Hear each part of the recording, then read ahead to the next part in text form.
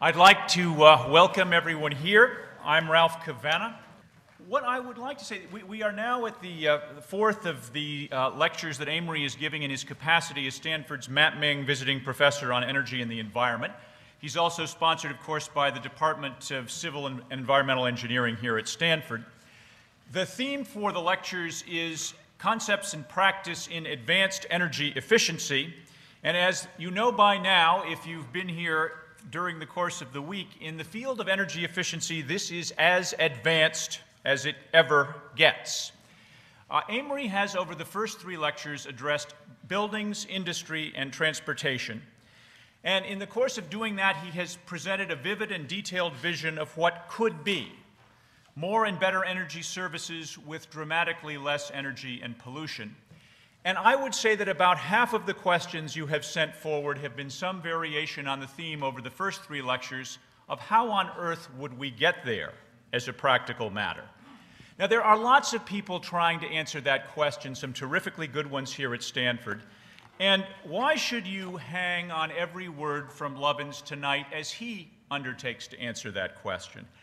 And I wanted to just give you one reason, if you needed another after you finished marveling at the text of the program, and that is simply this, that if you contemplate the individuals who are the world's most important decision makers on energy efficiency policy and practice, think of the individuals in government at all levels, in the private sector at all levels, and then identify the single person who over the last 30 years has had the best collective access to all of those people, from the heads of state to the committee chairs to the auto company CEOs to the heads of the world's utilities and oil companies.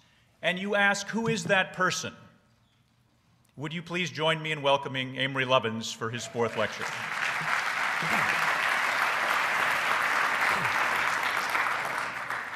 Thank you, Ralph. Thank you all for coming back for more. And I've never given a talk like this before, so let's see what happens. And I'm going to try it in the spirit of Raymond Williams' remark that to be truly radical is to make hope possible, not despair convincing. So I'll try to make some hope possible about realizing the enormous potential I've described in the past three lectures for big, cheap energy savings. Let me start with a very concrete, down-to-earth example of why this matters.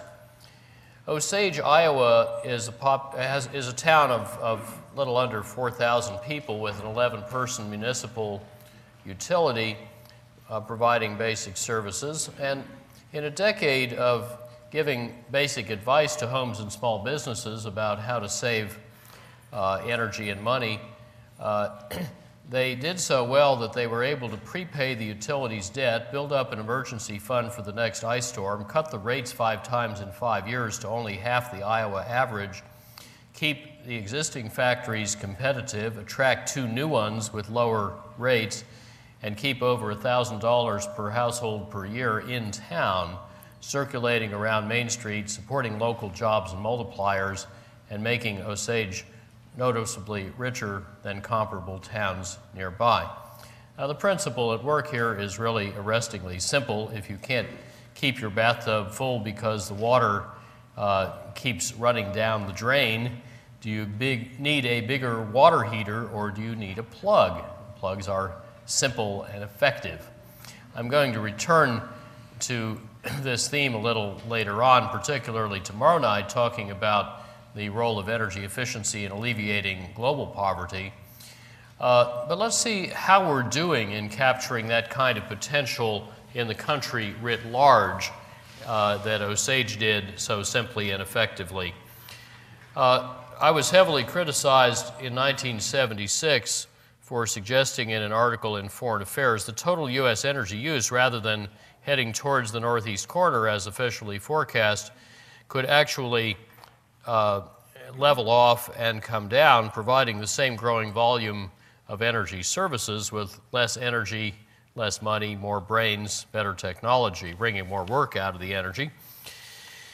And after the dust settled, it turned out this was more plausible than people thought. Well, actually, the heavy black line is what actually happened so far, and the energy saved so far each year is a little over twice the energy we're getting from oil. This was saved not all through efficiency, some of it through changes in the composition of the economy, a little bit through behavioral change. Of course, the official forecast is still an extrapolation of past trends, but we now know how to do a lot better than this blue line because we have much more powerful technologies now. And yet, what we've done so far, cutting by essentially half the energy intensity of the economy, just scratches the surface. And let's dissect that a bit to see where we've done well or not so well. If you count 1 as the energy used to make $1 of GDP in 1975 and then correct for inflation, you find that we're 46% down in total primary energy per dollar of GDP. We are not doing very well in the efficiency of light vehicles. That's stagnated or even gotten a little worse, and it hit a new 22-year low 5 years ago, and then model year 2005, it rose 0.4 miles a gallon to 21 miles a gallon, which is about something like 4 worse than a Model T. So it's all the more impressive that despite that stagnant efficiency level in cars and light trucks, which are so important in oil use, we've still cut oil per dollar GDP, which is the black line here, by half. Imagine what we would do with efficient vehicles. Natural gas, it's down 56% per dollar of GDP, and if you took out the growing use of gas for power generation, which is the only use that's growing, that would be a 63% intensity reduction in everything else. Not bad. But there's a laggard up here, this red line. That's electricity per dollar of GDP. That's only down 15%. Why could that be lagging behind the other kinds of savings? Well, most places still charge you electric prices or rates based on historic embedded average costs rather than the cost of the next unit of production, which is often higher. Your bill isn't itemized. It's just so much for your electricity last month. You don't know how much went to the refrigerator and how much to the lights. Electricity is more heavily subsidized than any other form of energy. It has the most split incentives between who pays the electric bill and who chooses the devices that will use the electricity. And in 48 states, we reward the distribution utility for selling you more electricity and penalize them for cutting your bill. Like it sounds, this is just as dumb as a possum. We need to stop doing it. But given those 5 reasons, it's pretty obvious why we're lagging on electric efficiency, and yet that's the costliest form of energy, so it's the most lucrative kind to save. So we have lots to do there. And I want to go through the progress in implementation that's been just as radical as the progress I've described the past 3 days in technology and in integrative design to put technologies together into systems. So I'll take this in 6 categories: oil, barrier busting in general, how to market efficiency, and then 3 electrical topics. Now, I want to start also with a remark for any economists who might be present that it would be helpful and theoretically correct to have higher energy prices because energy prices are not fully reflecting social cost. This is, of course, politically the most difficult policy instrument to attempt, but it has some other problems. It's not necessary because the dramatic efficiency gains I've described the past 3 nights are very profitable even at low energy prices. It's interesting that in a recent 5-year period, energy intensity fell 3% a year despite record low and falling energy prices. Something else was getting our attention. And actually, you can get behavior exactly contrary to relative price signals. 1990 to 96, folks in Seattle were paying half the price per kilowatt hour that they were in Chicago, and yet they were saving electricity 12 times faster in peak load, almost 4,000 times faster in energy terms, which is the opposite of what you'd expect from relative prices. The folks with the cheaper electricity save faster than the folks with expensive electricity. Why is that? Basically, I think because Seattle City Light helped you save and Commonwealth Edison tried to stop you from saving. In other words, there are other things even more important than price. And that helps explain why high energy prices are not sufficient for efficient energy use. If you don't do barrier busting to enable people to respond to price, not much happens. That's why DuPont found that its European chemical plants were just as inefficient as its American ones, even though they had long paid twice the energy price. It's also interesting that Dow Louisiana saved over $110 million a year with over a 200% return on investment from 12 years of shop floor efficiency actions. And right next door, Dow Texas didn't do that. They may have saved something, but they didn't track it, so we don't know what, and it appears that not much went on there.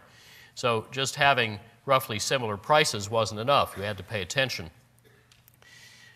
Higher prices are also often not the most effective policy instrument, especially in buying new cars, where I think feebates, which I'll mention later, would work better than fuel taxes in getting people to buy efficient cars.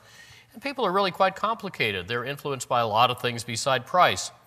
So I think getting the price right, although desirable, is a weaker instrument than improving ability to respond to price. We really need to do both. And in a little bit, I'm going to get into about 60 or 80 market failures that actually dominate behavior in using energy and buying efficiency, and they require close attention. Each of those is a business opportunity, and each needs attention. Now, lest you think that I'm being cavalier about price, let me remind you we've just been trying the high price approach experimentally. We've been testing historic highs in a lot of energy prices in this country, and most policymakers in this country are afraid of costly energy, even though, of course, that's what our strongest competitors have long had, and that's why they became a lot more efficient than we did.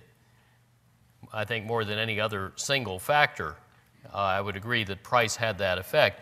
So in the past few years, Congress simply refused to raise gasoline taxes, so OPEC did it for us. The White House rejected Kyoto out of a claimed fear that we might need, some of their studies said, $50 a ton carbon taxes to comply. And other White House policies, meanwhile, soon helped raise world market prices by the equivalent of $80 to $160 per ton of carbon, to levels several times those that were predicted to wreck the economy. So we ended up paying the carbon tax, but we paid it to others, not ourselves, and we missed out on the policy framework that would drive a carbon reduction. Interesting experiment. Now, the markets are nonetheless now preparing for carbon trading. We don't know what the right price is, and we should discover that in the market rather than try to guess it. But we know that whatever the right number is, it's not zero, and it's better to be approximately right than precisely wrong. Whenever we do get to carbon cap and trade, it will, of course, be vital not to indulge in our normal practice of ancestor worship through grandfather clauses, where we say anybody who is already polluting can go on doing so. Any new market entrant, however, will have to pay for the privilege. This obviously discriminates in favor of incumbents and therefore suppresses competition. Now, the wider context here, I think, in which we should consider any energy taxation or cap and trade regimes is that a number of European countries have been correctly experimenting with shifting taxation from what we want more of, like jobs and income, to what we want less of, consumption and depletion of resources, because this will correctly signal new relative scarcities and increase total factor productivity. At least we should be neutral between factor inputs. What we tend to do now is to tax employment and subsidize capital investment, so of course we have imbalances.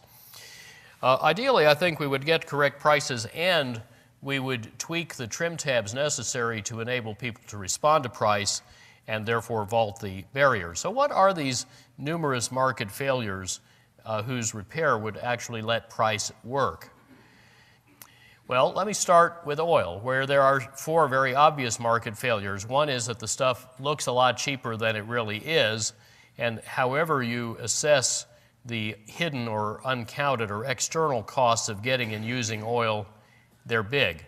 Our analysis, as I presented last night, assumes that these externalities are all worth zero, a conservatively low estimate.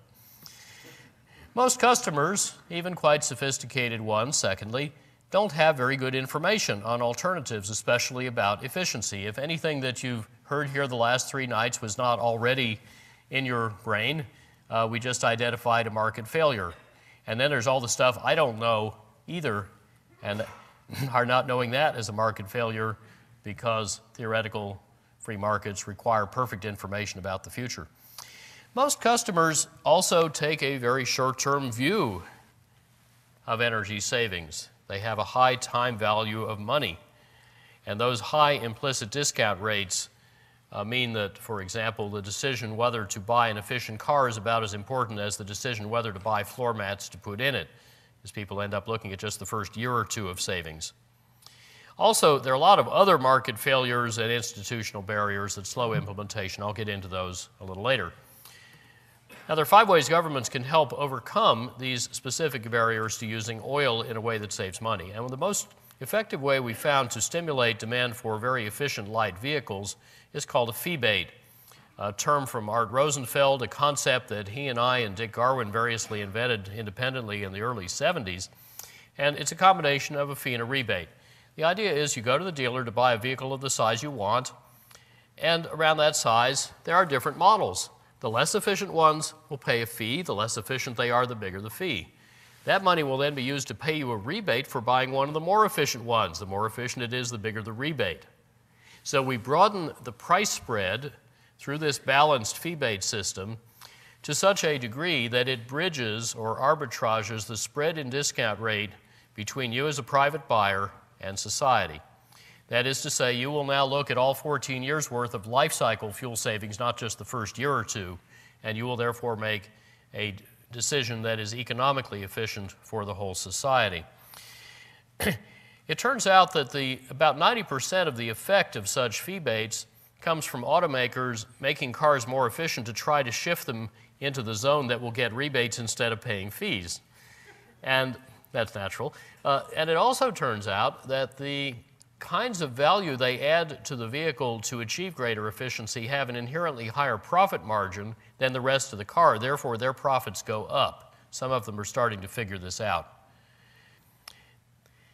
Came up with another interesting policy innovation in winning the oil endgame, free at oilendgame.com, and that is the notion that many Americans actually can't afford personal mobility and can't even afford a reliable way to get to work in areas without mass transit, which is many places.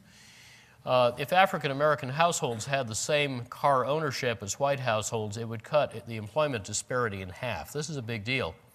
So we suggested using some creative financial engineering, some of it modeled on the Sallie Mae student loan outfit, to enable a low-income family at no or very low extra cost to get into a very efficient, reliable, warranted, extended service contract new car that they can afford to run, and it would come with price-hedged gasoline and bundled insurance. And then, in concert with that, we would scrap clunkers and get them off the road faster to clean up the air faster by a few years.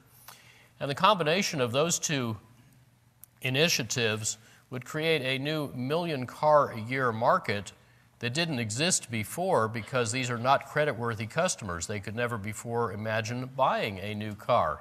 So some folks in Detroit really like this idea. Governments buy a lot of non-tactical vehicles, both civil and military, governments at all levels, and if we aggregate that procurement and buy just the most efficient class of cars on the market, or light trucks, and buy the right type for the job it's going to do, that would do a lot to build markets. Then there's a method proven in Sweden and a little bit here called a golden carrot, in which some third party goes out to the marketplace and says, who would like to buy how many at what price range of vehicles or other things you want to promote with certain characteristics.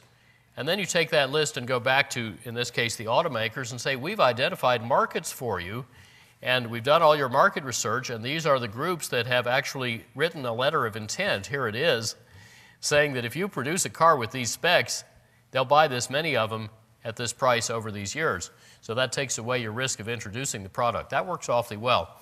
We also suggested a platinum carrot, which is now emerging in the form of the Automotive X Prize, to get more competitive juices flowing. In the case of heavy trucks, it turned out the big missing ingredient was information. When my MBAs brought in the spreadsheet saying you get a 60% internal rate of return from tripling the efficiency of an 18-wheeler, I was rather puzzled that this hadn't happened already because the trucking industry is smart and competitive. And I thought, gee, maybe they don't know they can do this. So I started calling up the heads of very large companies we work with and said, did you know you could do this? And they said, no, that's interesting. The truck maker said we could save maybe 1/10 of the fuel and it would cost a lot. How do you do it? So I told them. And the answer we got back was sort of like, well, let's build one and test it, and if it does what you say, we'll tell them that's what we want. That's the right answer. So we started facilitating conversations between one such company and its truck suppliers, and it didn't take them long to discover the first 25% saving is free. And then the buyer said, free's not good enough. I want to invest for a return. What can you do for me? And then they got to arguing about whether they'll get 13, 16, 18, 20 miles a gallon ultimately. They now get 6.5. Well, the company's called Walmart, so every mile per gallon improvement in their heavy truck fleet drops $42 million a year to their bottom line. So based on our analysis and their confirmation, they told the industry from January 2007, and they said this about 5 quarters before that, from January 2007, all the new trucks you sell us must be a quarter more efficient than now. And soon after that, twice as efficient because we're going to double the efficiency of our fleet by 2015. Well, that's going to drop $330 million a year to their bottom line. That's a year. So they will make billions net present value on the deal. They are highly motivated. The supply chain is responding magnificently, and now we're out broadening the buyers consortium and helping the truck makers speed up their innovation. In the case of airlines, there's still a different problem. A lot of the customers are broke. They can't afford the efficient new planes that would dig the legacy airlines out of half of their cost hole. Now, if philosophically you want to help them, which you may or may not, one good way to do that would be federal loan guarantees specifically for buying very efficient new planes, but those could be offset by equity warrants, as was done in the Chrysler bailout, so that there's no net cost to Treasury. But for every plane so financed, let's scrap one of the inefficient, worst 1/5 of the fleet, planes parked in the desert, because if those inefficient planes ever get back in the air, they will waste more oil, and of course they will block both the purchase and the development of very efficient new planes. So the old inefficient ones are worth more dead than alive. Let's take them out back and shoot them. Boeing likes that idea. I said a little last night about the important role of military science and technology in financing, particularly the commercialization of new processes for advanced ultralight, strong materials, which we need to triple or better military platform efficiency. The military has its own very compelling reasons for needing to do that, but that could then transform the civilian car, truck, and plane industries, and then we wouldn't need the oil, we wouldn't need to fight over the oil, we could have neg emissions in the Gulf, mission unnecessary, and the warfighters really like that idea. There are methods already agreed in principle by the stakeholders to help the weak balance sheet automakers and their suppliers to retool and retrain, again, without net cost to Treasury. There are ways to tweak USDA rules to speed the transition from hydrocarbons to carbohydrates, and there are other fashions in which we could get out of our own way that I'll get to later. Now, there's also a big slate of opportunities besides fee-bates, which ought to be piloted first at a state and regional level. And the most important would be to reward electric and gas utilities for saving natural gas, not selling more of it. In light vehicles, you can shift registration fees and excise taxes to efficient models. In fact, the District of Columbia, on our advice, has already done this. The excise tax that you pay if you live in the district and buy a new vehicle goes to zero if it's very efficient, but goes up a little, enough to balance the zero part, if it's very heavy and therefore wears out the streets faster, a quintessentially local concern that cannot be federally preempted. You can do congestion charges, which saves a lot of fuel of cars idling or just running inefficiently in slow traffic. Stockholm cut its traffic by a quarter in the first month of a congestion charge and boosted its daily public transit ridership by 40,000. Same thing is going on in a number of other cities. You can do smart vehicle procurement, aggregating all levels of government. You can do the kind of leadership the New York Taxi and Limo Commission did after some very Byzantine politics went on to promote hybrid taxis, which had previously been prohibited, and the drivers love it because they're so much more reliable as well as cheaper to run. You can do pay-at-the-pump insurance, as part of a more interesting, broader reform to shift taxation to keep the roads and bridges up from fuels to roads and driving. We're going to have to do that anyway as people use less fuel more efficiently, or as they shift to homebrew fuels, perhaps like homemade hydrogen. You can even fund the initial dealer carrying charges for stocking super efficient cars, so that's what people will find in the showroom, and you can pay bonuses to the people who sell those efficient cars. A little bonus to a car salesperson goes a long way to get them to sell that model instead of another one. In heavy trucks, there are a number of reforms and harmonizations across state rules that would enable the truckers to use bigger, heavier trucks, but fewer of them, and with improved safety by having a uniform 60-mile-an-hour speed limit and very much better brakes. So although the truck would be heavier, it would stop shorter. Although it could be a little longer, there'd be a lot fewer of them, and everybody would get safer as well as saving lots of fuel. And we should also do a fuel economy driver's ed. Even the most experienced drivers often don't quite have the engine and transmission maps in their head. It's too complicated. And there are ways to improve feedback to the driver and use informatics and logistics better.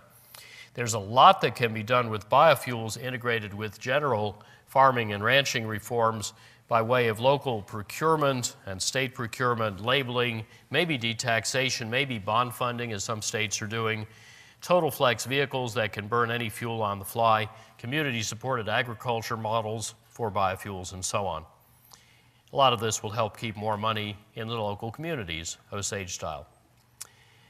Now, just to show what these policies can do for oil, if you look at the new sales of cars, the official forecasts in 2004 assumed that 5% of new cars would be hybrids and not at all good hybrids by 2025, and that by that time the average new light vehicle would be half a mile a gallon more efficient than it was in 1987. Not very good. Well, we showed that if you simply allowed the model to include incrementally improved vehicles, Academy mobiles, that save a quarter of the fuel and pay back in less than a year, if those can enter the market, then they take about half the market without any policy initiatives. The inefficient vehicle stock goes down along the dotted line gradually. If, however, you introduced standard feebates, then that capture would improve 20 or 30 percentage points. And if you also allowed tripled efficiency vehicles to come into the model, then with the same feebate, they would rapidly get about 2/3 of the market.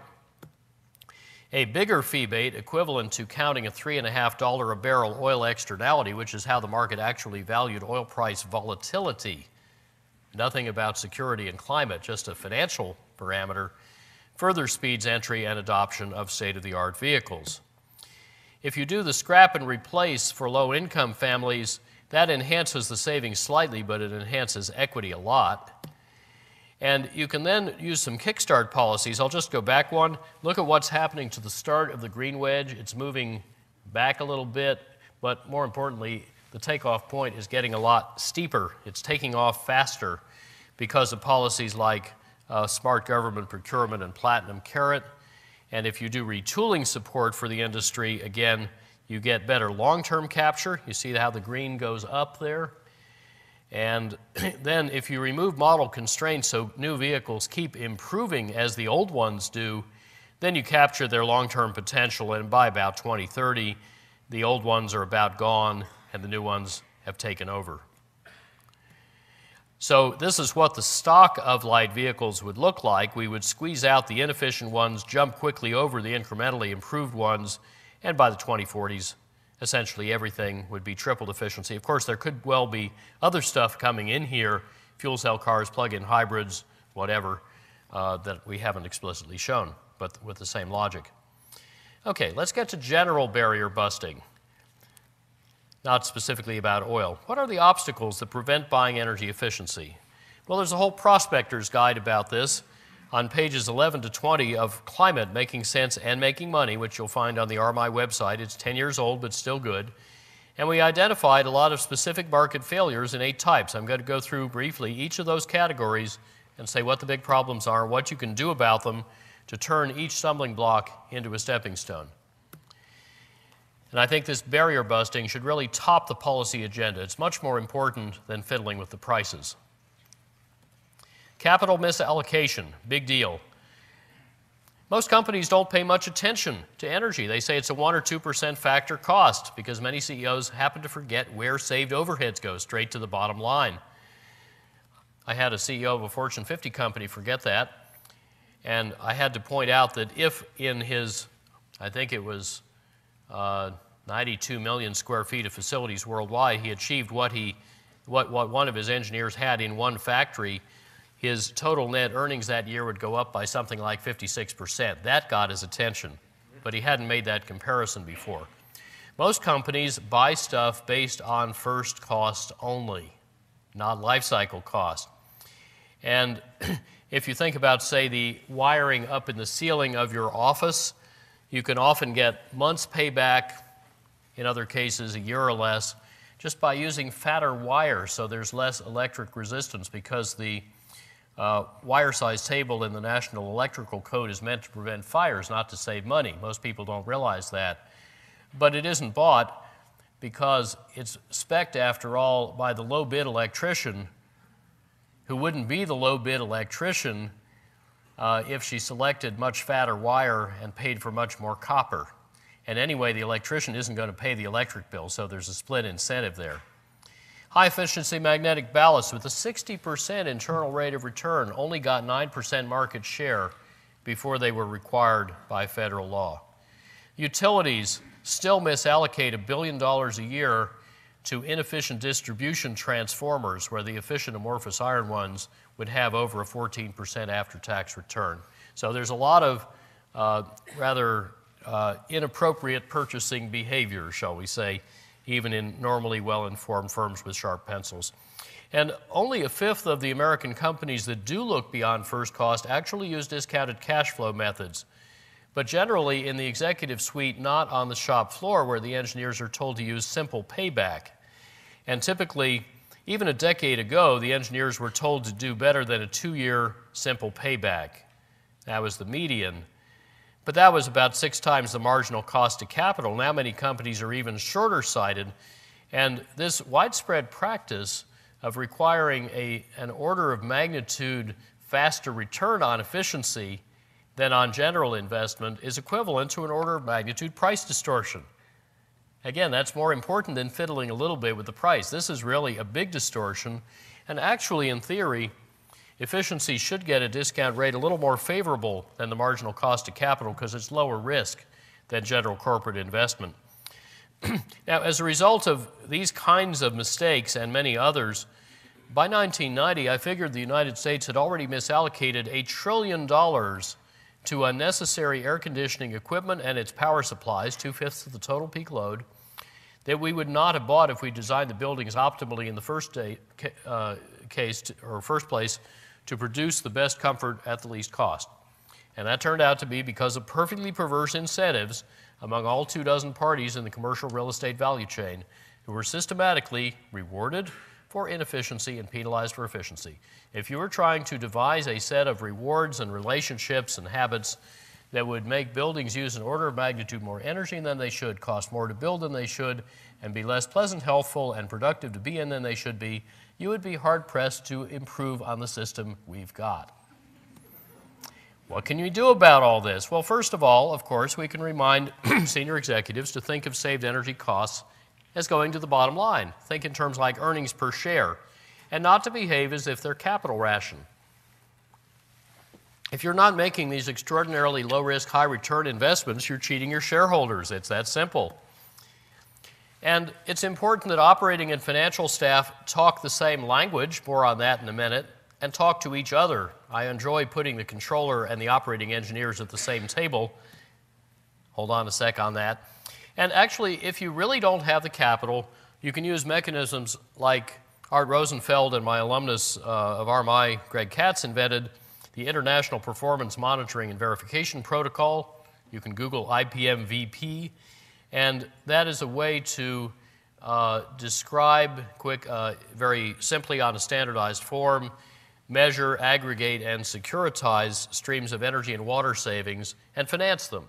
You sell off the savings in advance, The money you get from selling the savings stream, you use to execute the savings.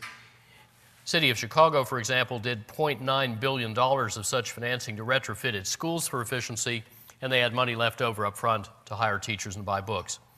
You could also do wraparound mortgages and other kind of add-ons to existing financing to get cheap money, but IPMVP is particularly versatile and in use in much of the world for getting very low transaction cost and low cost capital into efficiency investments, new and retrofit.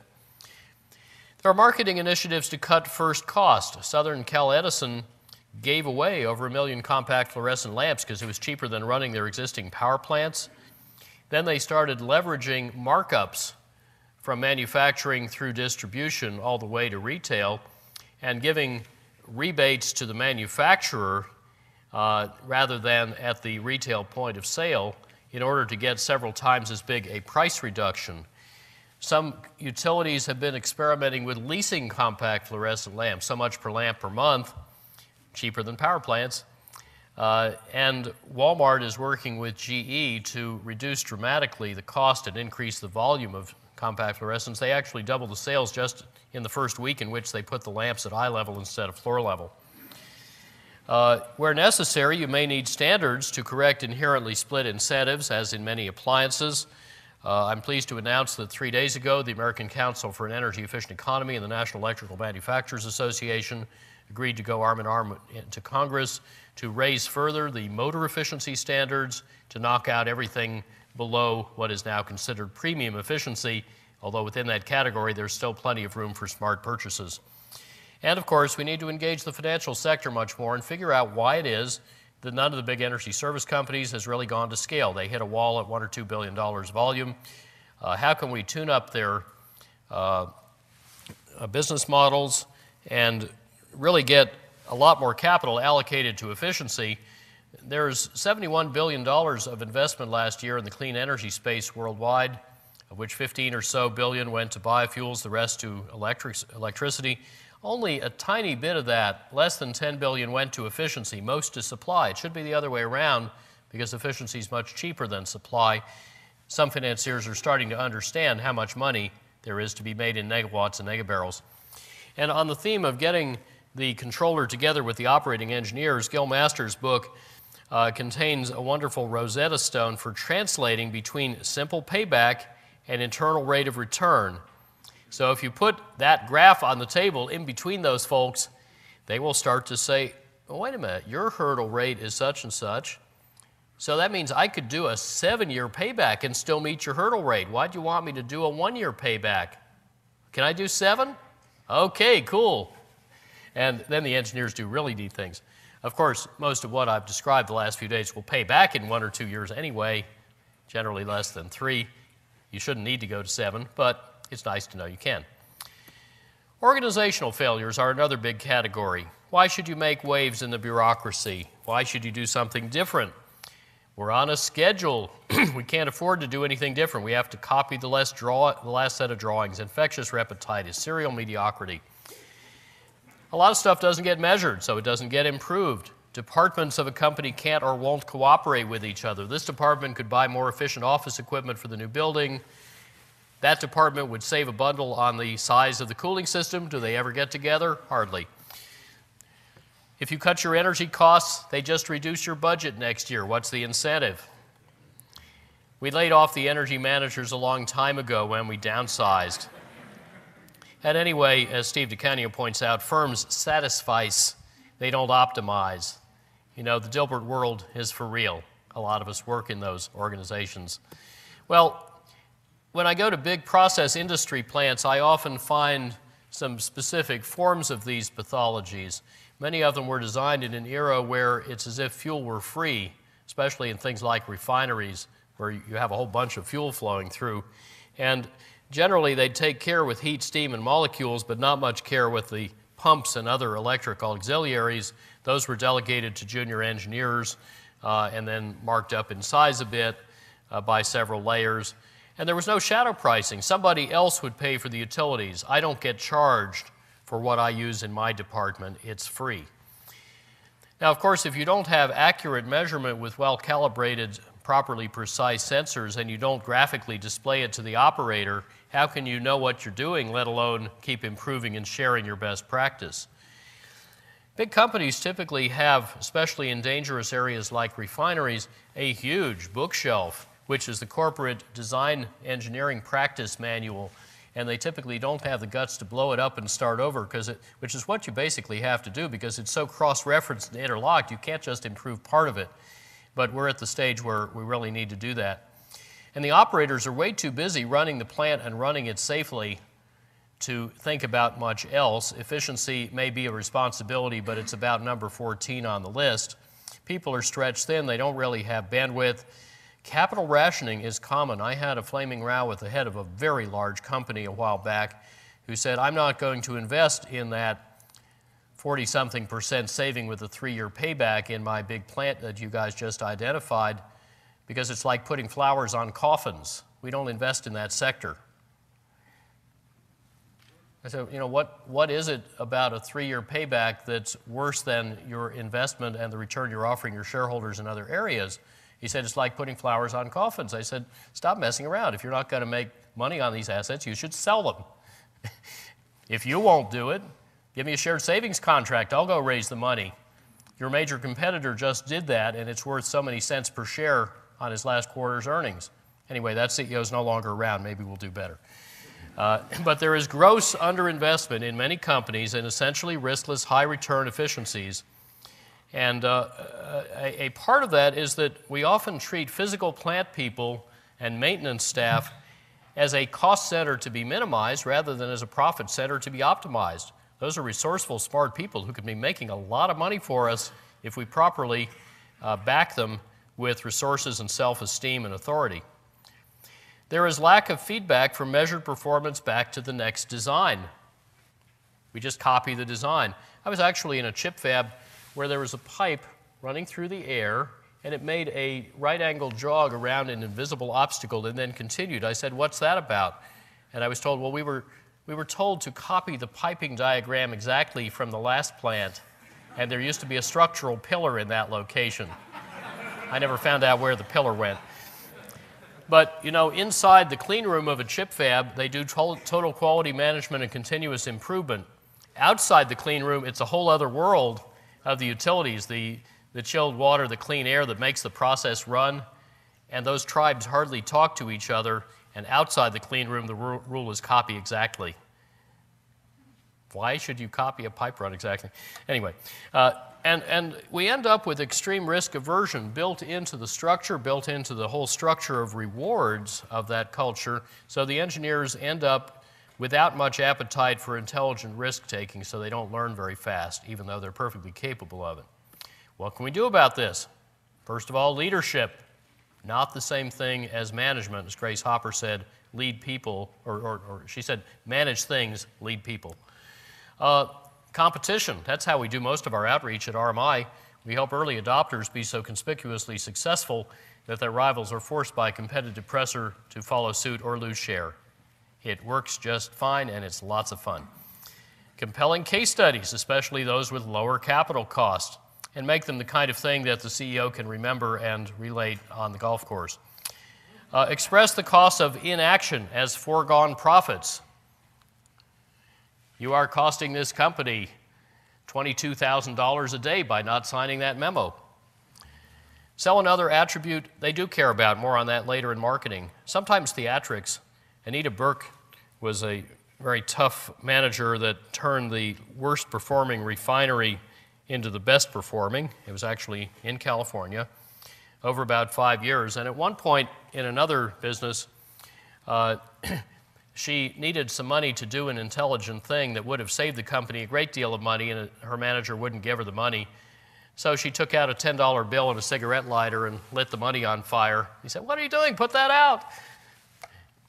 She said, "Well, you're burning up $10,000 a day by not making this decision. I thought you wouldn't mind a little more going up in smoke." She got her money.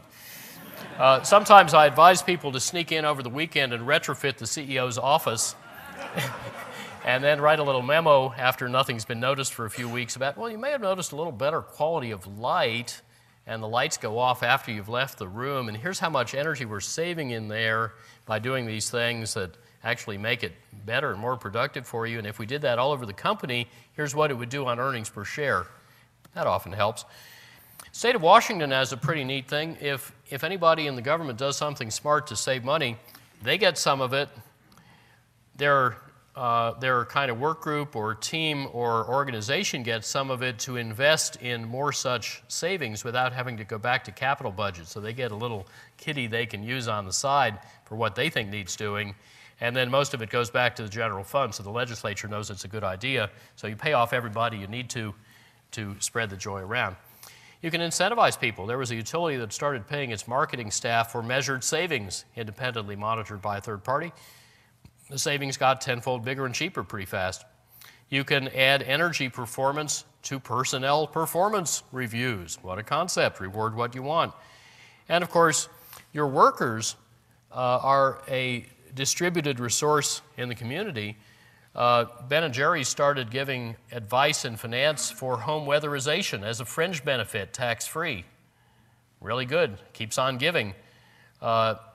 Texas Instruments actually did that more efficient chip fab that I mentioned last night, largely because Paul Westbrook, one of their lead engineers, had made his house 3 times more efficient. He had some of his vice presidents over to see it, and as he was showing him around, one of them, as hoped, asked, "Gee, this is really interesting engineering. Could we do this in our plants?" Yep, and we did. Regulatory failures, another big deal. Almost every utility in the world is rewarded for selling you more energy and penalized for cutting your bill. And the sort of restructuring that many places, including all of Europe, have done further destroys any incentive to save. Just meeting code, which is the worst you're allowed to do without going to jail, wastes money. You need to do a lot better than code if you want to save money. The British phrase for not doing better is CATNAP, which stands for cheapest available technology, narrowly avoiding prosecution. The transport sector is the most sort of Stalinist, centrally planned sector in many countries and the most underpriced. There are a few places like Singapore that actually charge more or less the social cost of driving and have very little congestion. Compare that to Bangkok, where 1/6 of the nation's GDP vanishes into traffic jams in Bangkok. Obsolete rules. I remember in Hong Kong a long time ago, they adopted the Singapore rules for what's called overall thermal transfer value. Well, these rules were devised before Lawrence Berkeley Lab and others had developed spectrally selective windows that could let in light without heat. And Singapore, in its usual fashion, said, well, everybody will now adopt the OTTV standard and you will retrofit your buildings. The cost is your problem. So people put up a lot of dark heat-absorbing glass to try to meet the standard because it was a way of blocking heat, sort of, except that the dark windows also block the light. So then you need more electric light inside, which ended up as heat, and half the heat that was absorbed in the window glass radiated back inside. So you're sort of back where you started. So I found Hong Kong about to adopt this same silly standard. There's no evidence it saves energy. It may well use more, but they didn't measure. And I think I convinced the Hong Kong ministers responsible not to do this silly thing they were about to do, except as soon as I was out of town, the civil servants got back to them and said, well, we've spent a lot of time developing the new regulations, and let's just do it now and we'll fix it later. 2 renewals of the regulations later, it's still there. Dispersed land use mandated by old zoning that mandates segregation by use, by income, and so on. What can we do about these things? Well, utility regulatory reform, NRDC in the lead. The regulatory assistance product, raponline.com, advises commissions how to do it. More about that in a minute. Real estate developers in some jurisdictions, I think Santa Barbara County was one of the first, said anybody coming in with an efficient green project can go to the head of the queue for approvals. That costs the government nothing, but to a developer, time is money. We're discovering through new urbanism that more thoughtful land use design actually yields very much greater real estate value. David Goldstein, NRDC, and others have pioneered locationally efficient mortgages with the likes of Fannie Mae. Parking cash-outs are a very valuable way to put money in the competition between driving to work and other modes of getting to work or not needing to. You could offer developers, instead of buying an expensive parking space, they could annuitize a perpetual transit pass for the unit. That will cost them 10 or 20 times less, so they kind of like that idea. Some home builders are starting to market projects by selling with zero utility bills the first 5 years you own it. Or if it's over, well, one of them said $50 a year, I'll pay the difference. Nobody believed him, so he raised his guarantee to $100 a year, pocketed the 50, and soon had a 60% market share in his 3-county area and a waiting list from hundreds of miles away. So that kind of marketing can distinguish you in a crowded market. We need better information for specifiers. The Copper Development Association has done a socially efficient wire size table to replace the National Electrical Code table. Naturally, it sells more copper, but it also saves money. Zoning. How about publicizing the costs of the kind of nutty land use we have, and charging congestion fees and optimizing street parking prices? In a number of cities, it's turning out maybe 30% of all the traffic congestion is caused by people cruising around looking for curb parking because it's so much cheaper than garage parking. Nice piece about this in the New York Times today by Dr. Shoup. I think we're going to see a new coalition between the immobilized class, those who are too young, poor, or infirm to drive, that's maybe a third or a half of us, and anti-tax conservatives who don't like paying developers' costs imposed on them because the developers didn't pay their own costs. Informational failures. Do you happen to know exactly where to get all this neat, efficient stuff? How many of you know what your electricity rate is per kilowatt hour on average? Okay, the rest of you know who you are. How many know how many kilowatt hours a year your refrigerator uses? Fewer of you. How many know where to get a refrigerator 2 times more efficient than the one you've got? Good. How about 10 or 20 times more efficient than the one you've got? Boy, there must be some really good researchers here. The rest of you go to aceee.org to get at least the 2 times one. That's your energy efficient appliance guide. I mean, in this country, we use 10 or 20 giant power plants running full time just to run stuff in various sectors that is turned off, when we can get all the same convenience with no more than one of those plants, same capital cost. Information tends to stick to people who have it but don't need it. A lot of information is missing altogether, and there is misinformation. Even in fine media, there is deliberate disinformation. For example, during the California power crisis, a lot of people said, well, this is because California hasn't built any power plants in the 90s. California actually built 6,000 or 7,000 megawatts of power plants in the 90s, but they were distributed and not utility-owned. So they didn't show up in the database of utility-owned central plants. You had to look elsewhere. There are some folks called Peter Huber and Mark Mills who put out for the Western Fuels Association an amazing report saying that your Palm Pilot and all the back-of-the-curtain servers and stuff connected to it uses as much electricity as your refrigerator, off by a factor of at least hundreds, if not thousands. John Coomey is, what? 2,000. Thank you, John. John nailed that one. And they said that 8% of all the electricity in the United States around, what, 1999? 2000, thank you. This is in a mendacious article in Forbes magazine. 8% of all the electricity, they said, is running the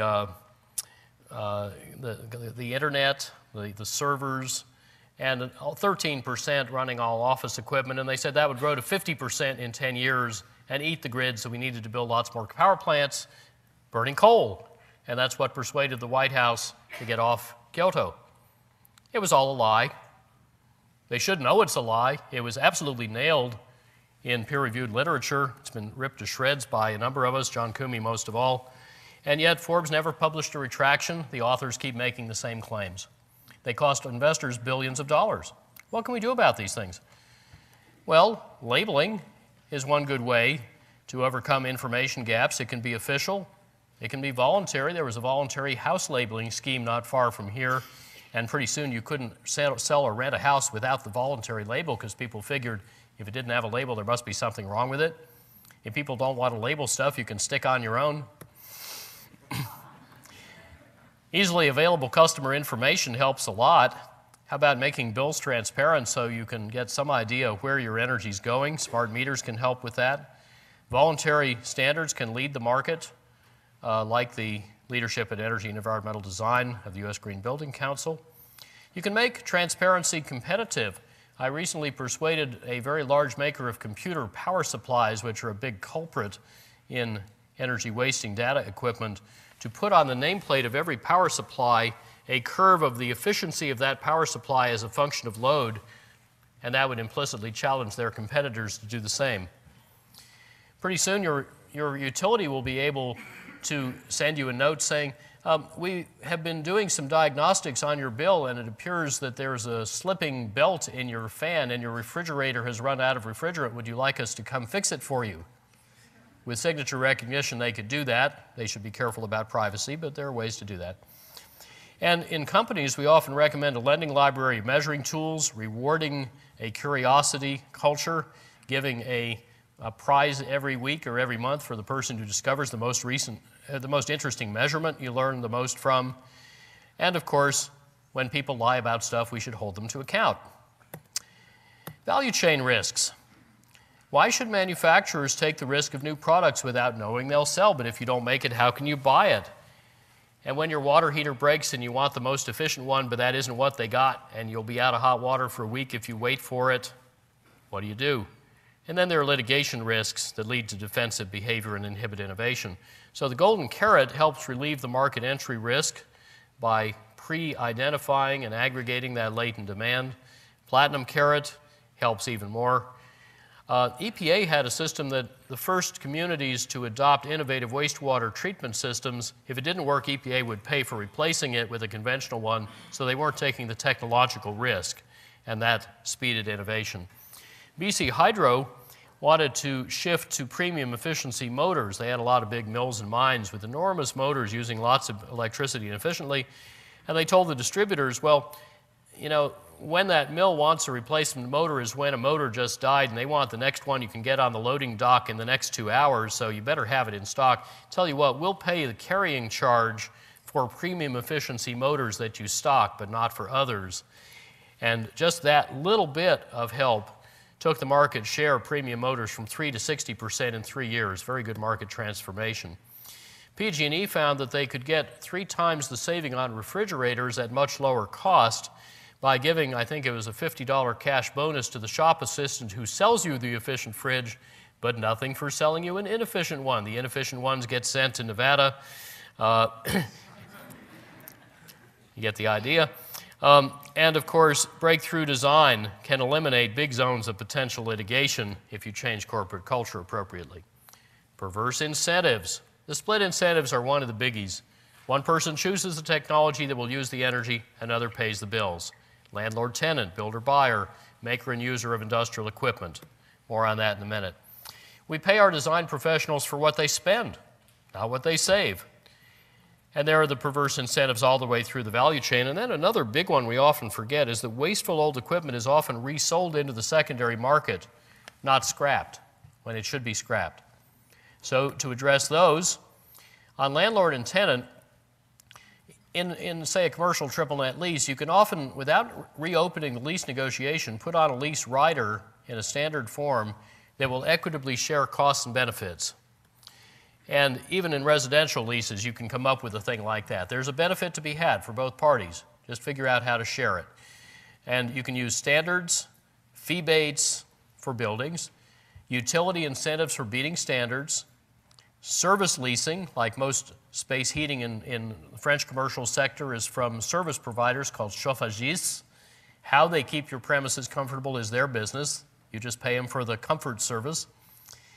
Developers can market with low or no utility bills, as I mentioned. For designers, we can solve the problem with performance-based fees, and there's a protocol on our website from Charles Ely and Associates about that, now part of Architectural Energy. In the real estate value chain, that's a much more complicated discussion because there are about 24 parties, but with unrelenting attention, you can systematically exploit those business opportunities. It takes a lot of education of key parties like appraisers and leasing brokers, but if you publicize the market success of early adopters, competitors catch on pretty fast. You can do scrappage incentives. We do that for some appliances. Some utilities will actually pay you to take away your old refrigerator, and they will vampire out the halocarbons that would otherwise cause global warming or ozone damage. Unocal paid people to scrap clunker cars to offset its refinery emissions. But we can do much wider scrappage incentives.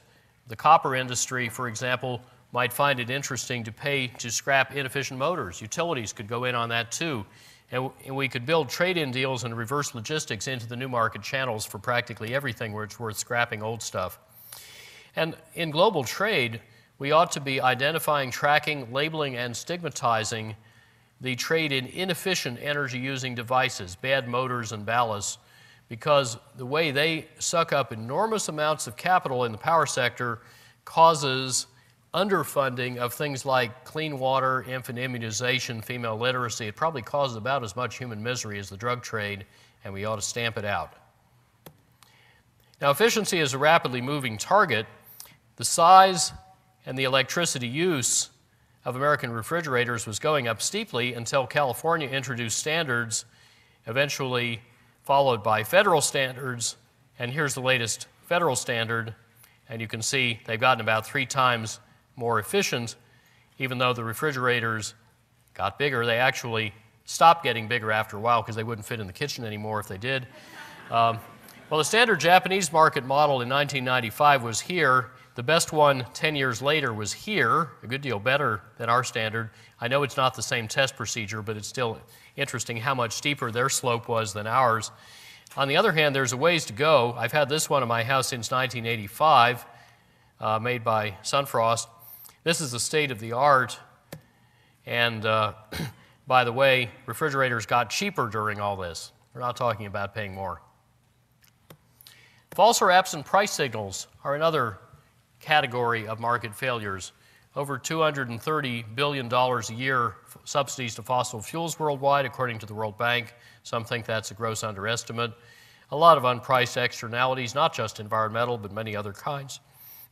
And dilution by other costs. You know, if you pay a high gasoline tax, as we do now to OPEC, gasoline is still cheaper than bottled water in this country. It's only 1/6 the total cost of driving when it's at $2.40 a gallon. So it's diluted 5 to 1 by all the other costs of owning and running a car, and then you discount it very heavily. Of course, it's a weak signal to buy an efficient car.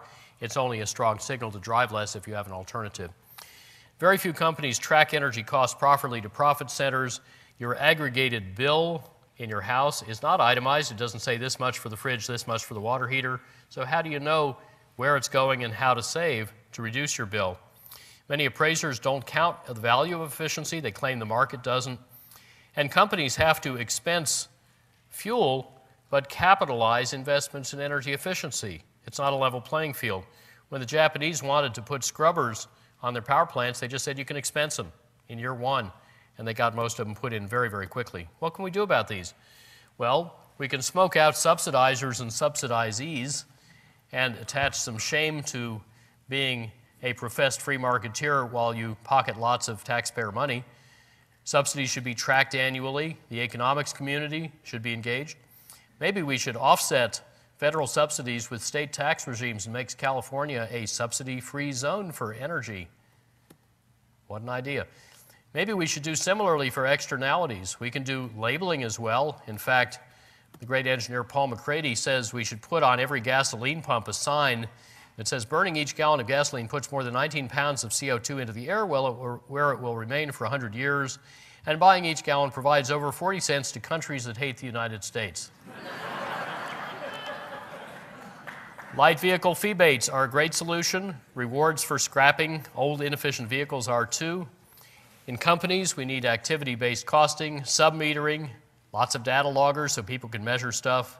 Informative bills. You may actually be able soon at big stores to get a bill at the checkout that says what the carbon content is, directly and indirectly, of each item you've bought.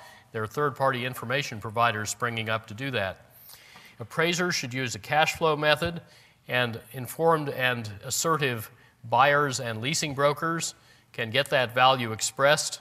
Energy rating systems are great, and you can introduce expensing of energy savings investment to level the playing field so that whether you spend $1 to buy fuel or save fuel, it has the same tax treatment.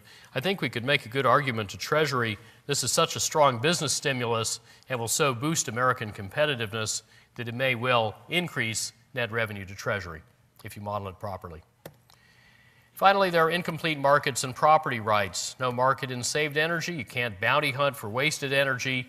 You can't trade negawatt futures and options. You usually can't bid them against megawatts.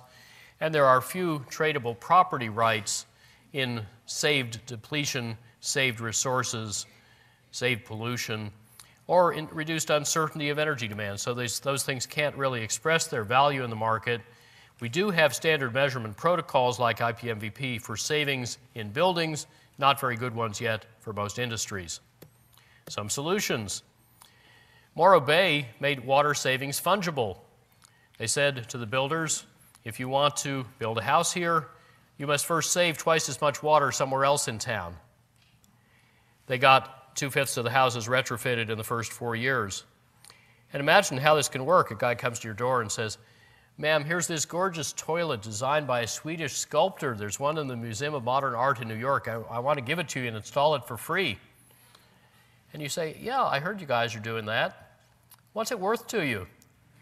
How much do you want to pay me to let you put this thing in my house? How much do you want your building permit? When you make a bargain in saved water, you discover what it's worth. Goleta did really well in savings with 1 year with no loss of service quality. If you, again, making the savings fungible mean that I can bounty hunt, I can save energy over here and sell it to somebody over there. New York City saved billions of dollars by protecting its watershed instead of expanding its potable water treatment plant. New England has just started to let negawatts bid into the regional electricity supply auctions. And you don't need to wait for the regulators. You can do side deals, side contracts bilaterally in stuff that isn't in the tariffs, and utilities can reward bounty hunters with or without regulatory approval, I think. So each of these things offers a major business opportunity. Those opportunities have been grasped in a few exemplary cases. If you pay attention, you'll find a lot more places to do it, and competition will help you spread the word. This has been speeding up lately, and there is a lot of attention now starting to be paid in the financial community, as in that April meeting that Dan Riker will run in New York. So the traditional policy slate that all we can do is prices and taxes and regulation or deregulation is really cramped and impoverished. We can do a whole lot more than that in policy that will probably work better. The secret sauce, of course, on the shop floor level is paying attention. Southwire cut its electric intensity 40%, gas intensity 60% in a rather short time. That should say, I believe, 1981 to 87, just 7 years, and then even more, all with paybacks under 2 years. The two engineers who were responsible for that probably preserved 4,000 jobs at 10 plants in 6 states. And what the lead engineer said, it took only an active management will and design mentality consistently applied. Paying attention. Dow, 81 to 83, Louisiana division, ran a contest for saving energy and reducing waste. Year 1, 27 projects, 173% ROI. They said there can't be much more of that. That isn't supposed to be possible. But let's try it another year. Next year, 32 projects, 340% ROI. The worst year was the one in which they fell out of triple digits to only a 97% return. The first 12 years, almost 900 projects averaging over 200% predicted and confirmed by audit returns. $110 million a year on the bottom line, and the returns and savings were trending upwards in the later years because, as usual, the engineers were discovering new tricks faster than they used up the old ones. Success was recognized on the shop floor, not rewarded. Ken Nelson, who ran this, didn't want people to think it wasn't part of their job, and he didn't tell the senior management. He didn't want them to get in the way and start coming up with committees and memos.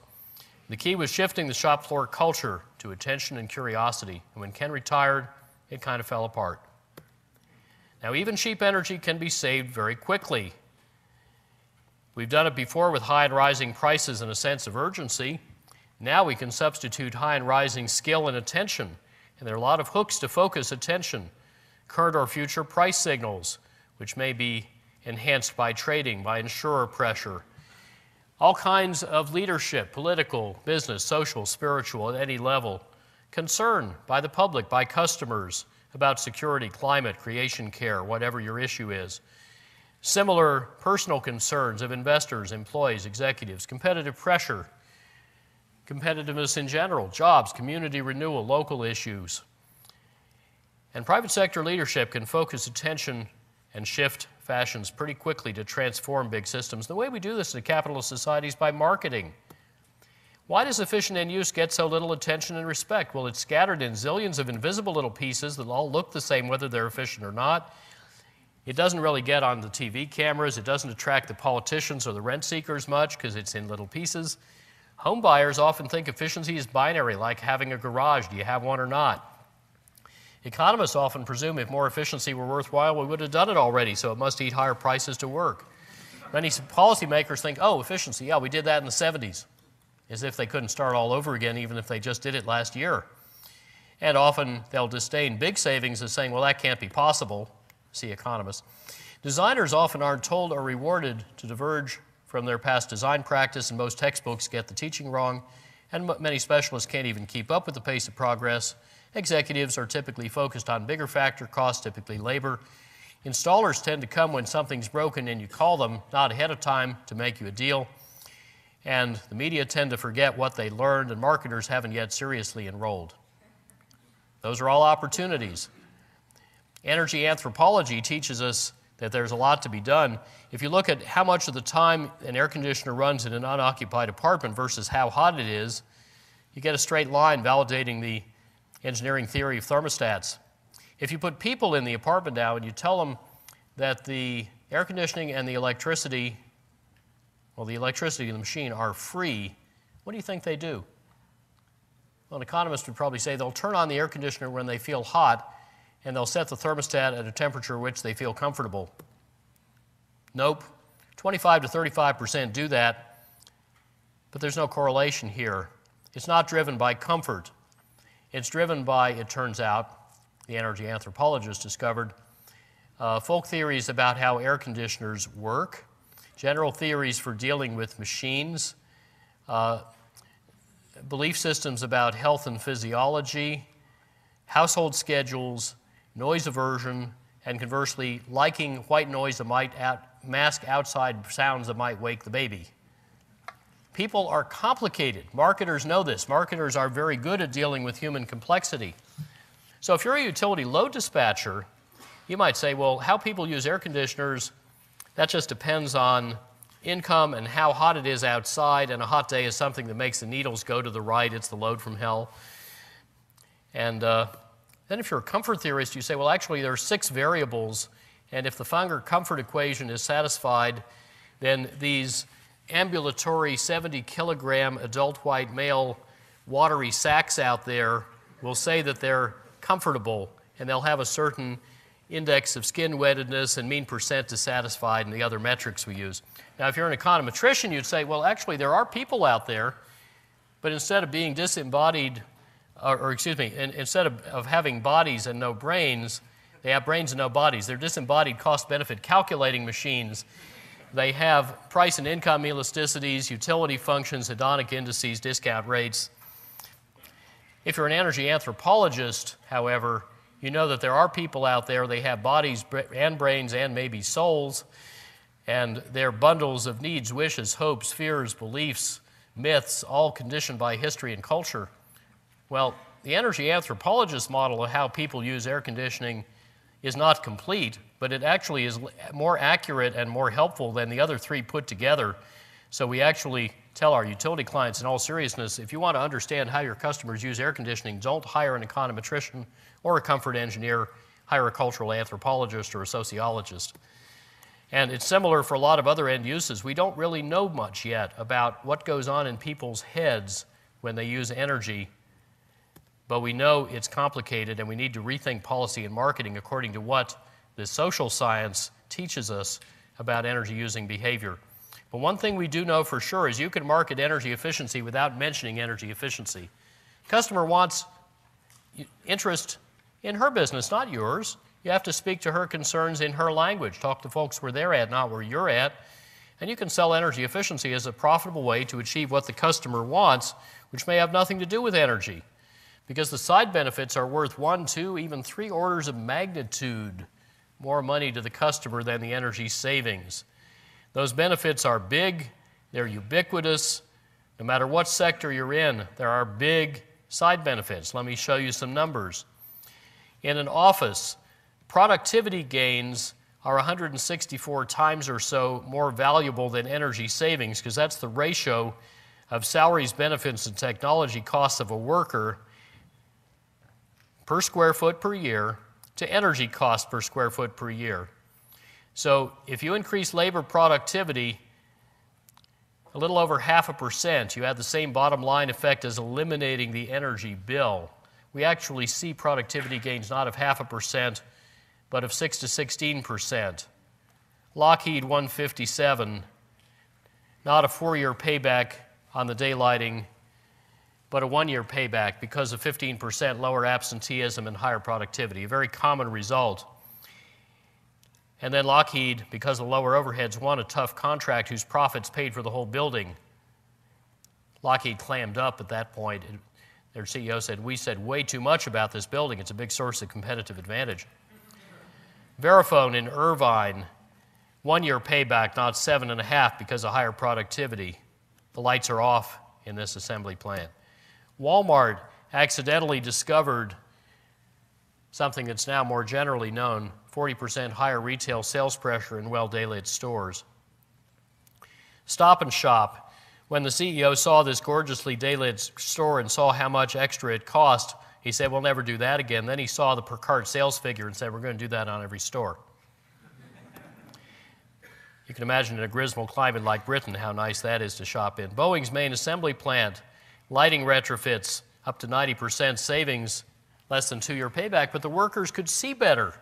Less rework, fewer defects, more on-time delivery, happier customers, worth much more.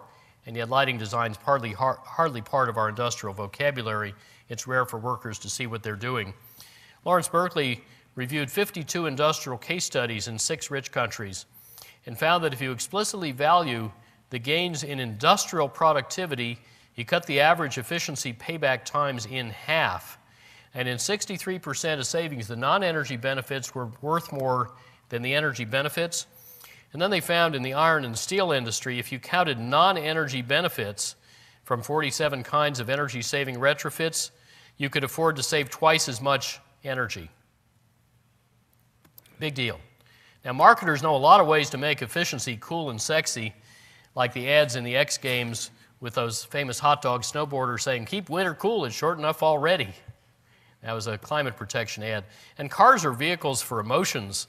Try this. This is for an experimental battery electric performance car that has 1/3 the energy intensity of a Prius, and they're putting it up against a Ferrari. And $150,000 for the X1.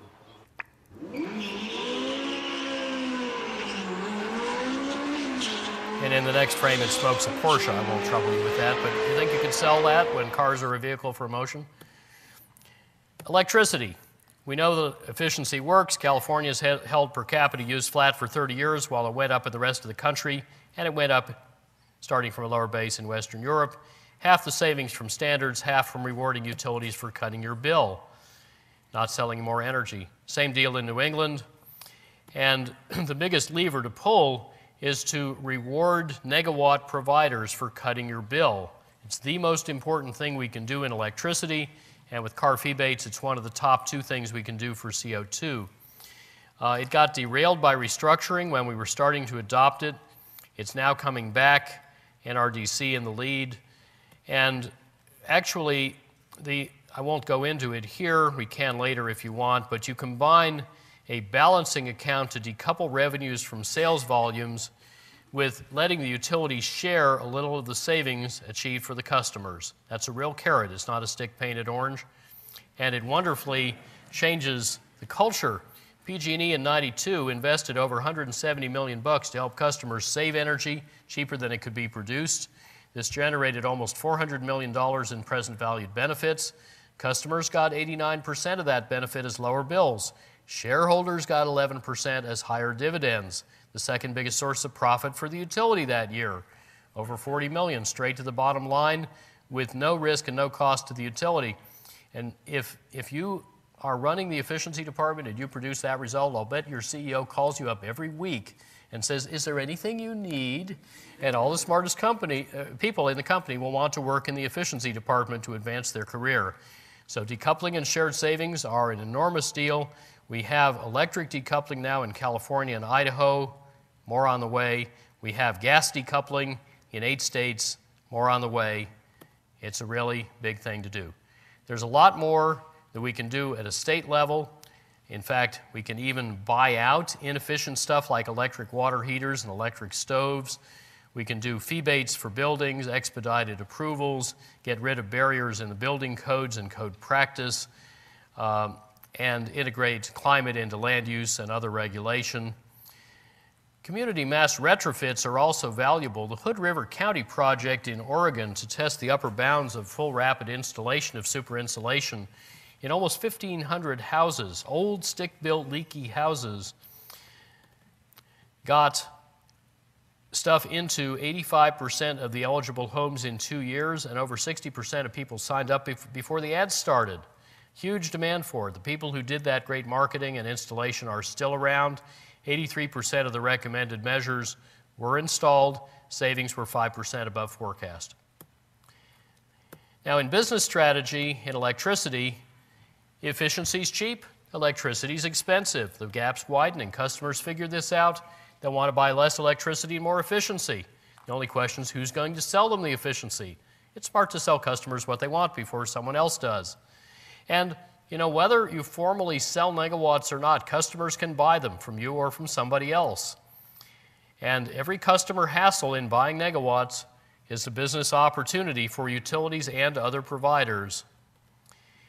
Of course, if you build the utility inside out, instead of just building generation and power lines, you can start with the customer and ask, what's causing the growth in demand in the areas where we're about to invest in costly distribution? And if we target efficiency and demand response on those end uses in that neighborhood, aiming them like a rifle instead of a shotgun, it turns out that you can then reduce capital investment about tenfold, and you never need to build the transmission and generation because you solve the problem in the distribution planning area much cheaper. Efficiency can work quickly even with old methods, and in fact, in 83 to 85, 10 million people in Southern California were cutting the 10-year ahead forecast of utility peak load by 8.5% every year, at 1% the cost of new supply. Some other investments went in very, very fast. But new delivery methods are even better. They don't just market megawatts, they make markets in negawatts. So they maximize competition in who saves and how. So that's my last topic. The old methods where we'd tell people how to save, sometimes we'd help finance it. Then we discovered it was cheaper to give it away. We did demos and pilot projects and set up third-party investors and lease stuff. But these just maximize participation and savings per participant. They're very effective methods. Rebates were the backbone to most of the programs, and they became generic. You save, we pay. We don't care how you do it. Sometimes we'd pay for scrapping inefficient old stuff or beating standards or doing good design. That's very powerful. You don't need to pay for efficient equipment because it usually costs less. Pay the designers to spec the efficient equipment and integrate it properly. Well, there are a lot of other old methods, but I think it's more exciting to add to those new methods that make markets in negawatts. Competitive bidding.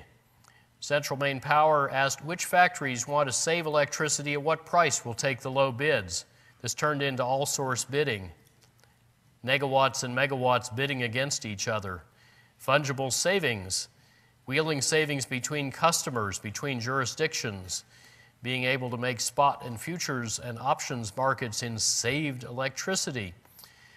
Commitments that my building will never use more than X megawatts, so you don't need to project that it's going to, and I can sell that back to you as a planning resource.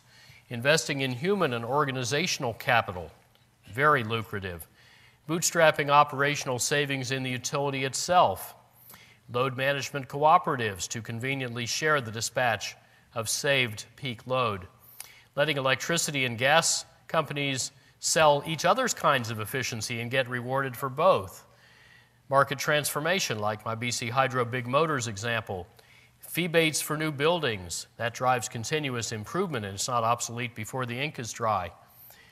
Systematic barrier busting, targeted mass retrofits, swapping customers. Gas and electric utilities each have customers they'd rather not have. They can give to the other one, it works better for them. New partners, multi-resource consortia, new kinds of marketing partners. Selling advanced retrofits potential to turn around distressed commercial properties. You can sell that to financial institutions with non-performing assets. Piggyback on retrofits being done anyway for, say, chlorofluorocarbons or air conditioner replacements. So that's the gift in the arms of the problem. Suppose your air conditioner dies. You go to the dealer for a new one. The dealer offers you a better deal. They'll fix up your house so it won't need an air conditioner, or maybe it'll need a very much smaller one.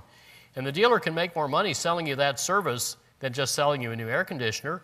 You get better comfort cheaper. You don't care how you do it. Suppose you run a factory and the utility imposes a power factor charge it should have imposed a long time ago, and it starts charging penalties for people with bad power factor. So you gripe because you're going to have to put in these expensive capacitors. Anybody whose bill's going to go up, how about the utility comes to them and says, we'll retrofit your motor systems. As I described Tuesday night, right-sized premium efficiency motors, that corrects power factor as a free byproduct of the free energy savings, so your bill will go down because you're using less electricity. The utility will save a lot of money too. Everybody wins. Isn't that a better deal? We just need to coordinate to get the pieces together. And that means not just relying on politics as usual or gridlock as usual.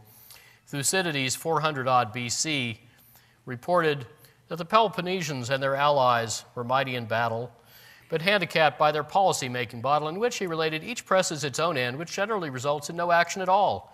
They devote more time to the prosecution of their own purposes than to consideration of the general welfare. Each supposes that no harm will come of his own neglect, that it's the business of another to do this and that. And so, as each separately entertains the same illusion, the common cause imperceptibly decays. Are we there yet? So I have a modest proposal, but as Marv Goldberger said, a spherically sensible one. It makes sense no matter which way around you look at it. How about we let all ways to save or produce energy compete fairly at honest prices, no matter which kind they are, or what technology they use, or where they are, or how big they are, or who owns them. And let's see who's not in favor of that. Churchill said you can always count on the Americans to do the right thing after they've exhausted all other alternatives. We are working our way well down the list, but I think we're getting there. Thank you for your kind attention.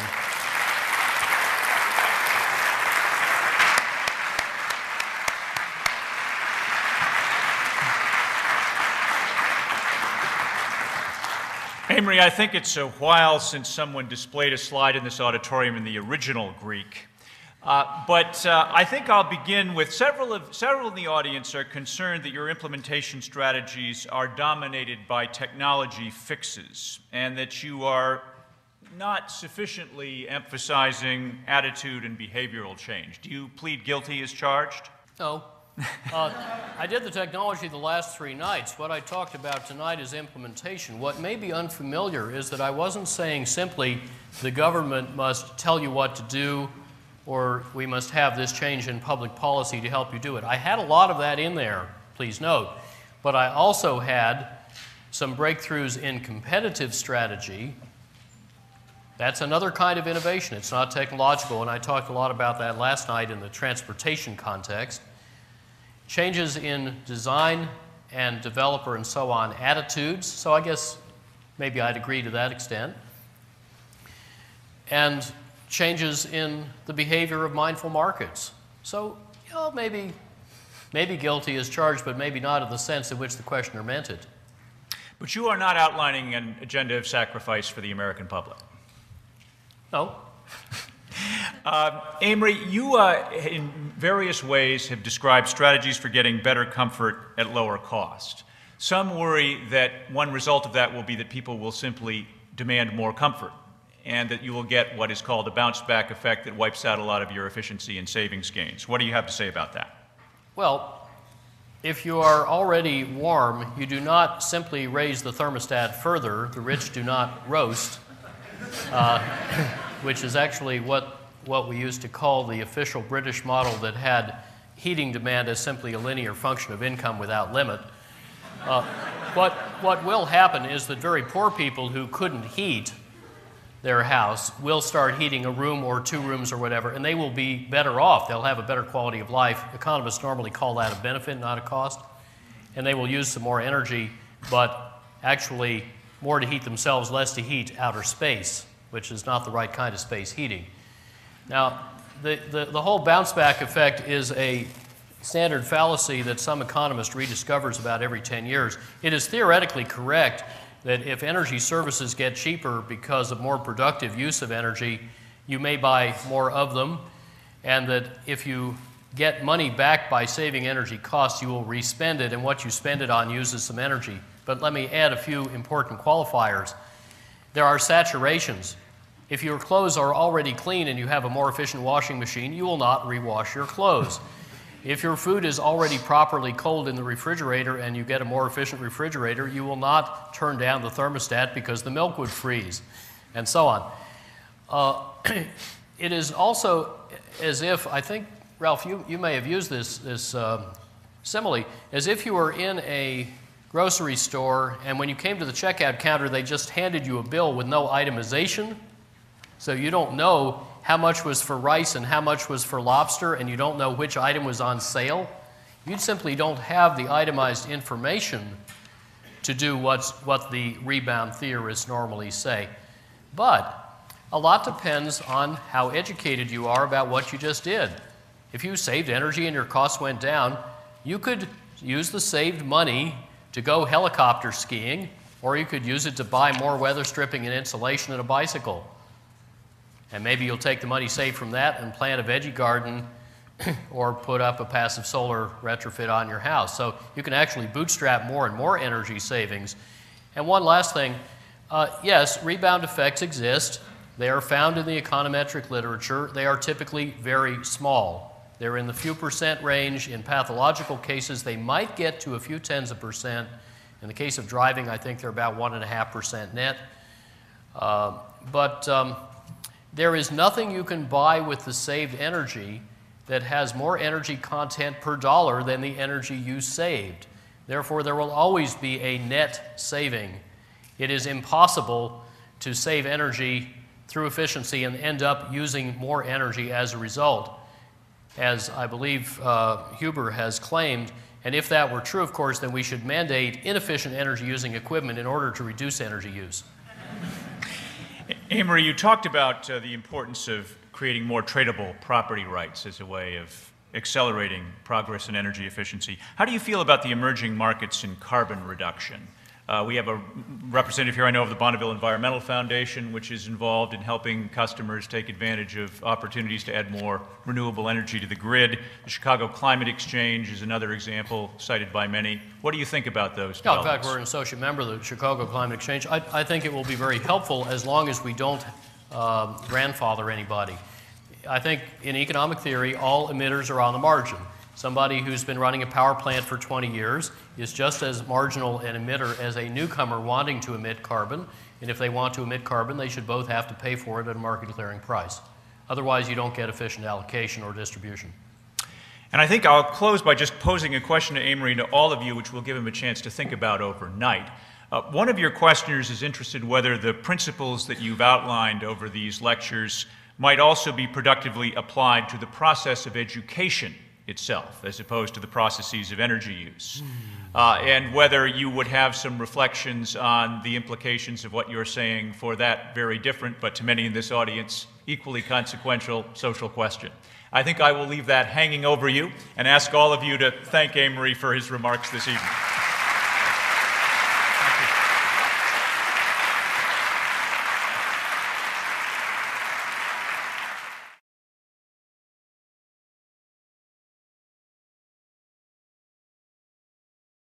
Amory.